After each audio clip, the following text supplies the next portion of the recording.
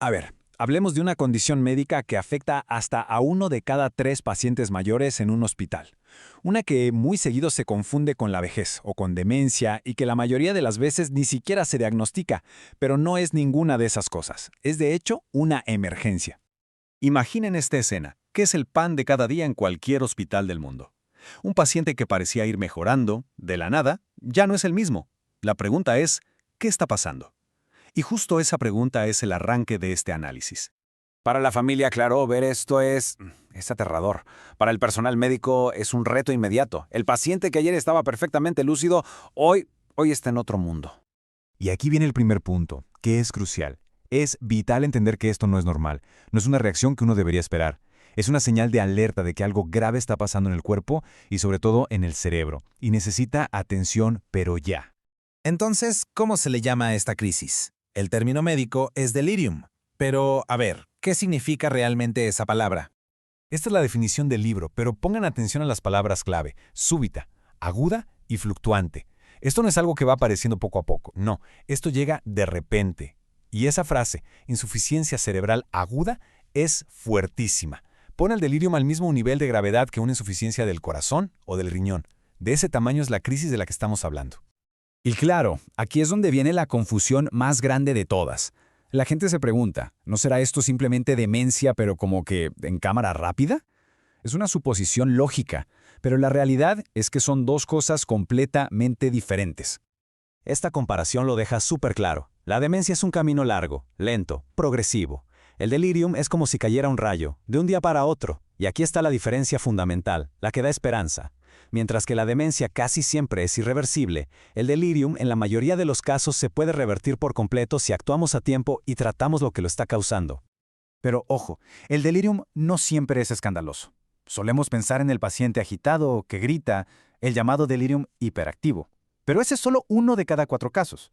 La gran mayoría, el 75%, es el delirium silencioso, el hipoactivo. Es el paciente que está callado, adormilado, desconectado. Y justo ahí está el peligro. Como no da lata, muchas veces pasa totalmente desapercibido. Bueno, ¿y por qué pasa esto? Casi nunca es por una sola causa. El delirium es más bien el resultado de una colisión de factores. Es una tormenta perfecta. A ver, para entenderlo, pensemos en una balanza. De un lado está la reserva del cerebro del paciente, qué tan fuerte está, y del otro lado tenemos un golpe, un factor estresante agudo. El delirium ocurre cuando ese golpe es demasiado fuerte para la reserva que tiene ese cerebro. Y esta tabla lo ilustra de maravilla. Los factores predisponentes son los que hacen a un paciente vulnerable: la edad avanzada, tener demencia de antes, la fragilidad. Los precipitantes son el golpe, una infección, la cirugía, un medicamento nuevo. Un paciente que ya es muy vulnerable, por ejemplo alguien con demencia, solo necesita un empujoncito, un detonante chiquito, como una simple infección de orina, para caer en delirium. ¿Y por qué es tan importante darnos cuenta de que está pasando? Porque las consecuencias de no hacerlo son muy graves y pueden durar para siempre. Este dato es contundente.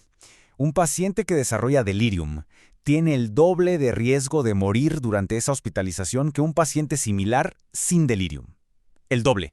Y si eso no fuera suficiente, vean esto. Un solo episodio de delirium multiplica por más de 12 el riesgo de que esa persona desarrolle demencia en los años siguientes. Es como una herida profunda que se le hace al cerebro y que a lo mejor nunca sana por completo. Y el problema no siempre se acaba en el hospital, ¿eh? En casi la mitad de los casos, el delirium sigue ahí cuando dan de alta al paciente. Y eso deja a las familias con un reto enorme en casa. Después de todos estos datos tan alarmantes, por fin vienen las buenas noticias.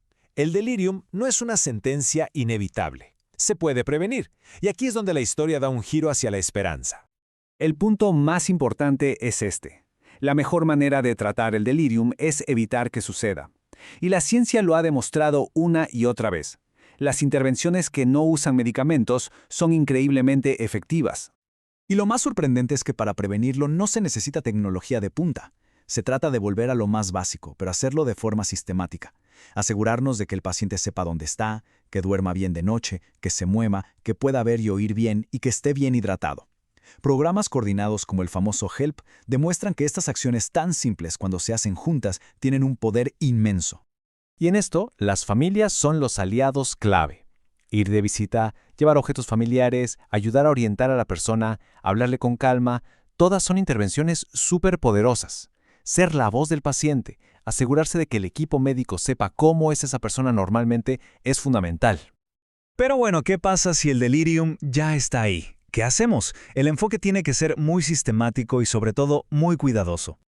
Este es el principio de oro. El delirium es solo la punta del iceberg. La confusión y la agitación son nada más lo que vemos en la superficie. El verdadero trabajo es buscar debajo del agua, encontrar y tratar la infección, la deshidratación o el medicamento que lo está causando. La primera línea de defensa no son los fármacos, es el entorno y la comunicación. La clave es tolerar lo que no sea peligroso, anticipar las necesidades del paciente para que no se agite y, sobre todo, no agitarlo más con un ambiente ruidoso o un trato brusco. Y algo importantísimo, evitar a toda costa las sujeciones físicas, amarrarlos pues. Eso casi siempre empeora el problema. A ver, los medicamentos como el haloperidol no curan el delirium, solo controlan los síntomas peligrosos, como la agitación severa. Son, digamos, un puente de seguridad mientras se trata la causa de raíz, y se deben usar con muchísima precaución, solo si es indispensable y por el menor tiempo posible. Y con esto cerramos el círculo. El mensaje más importante es este.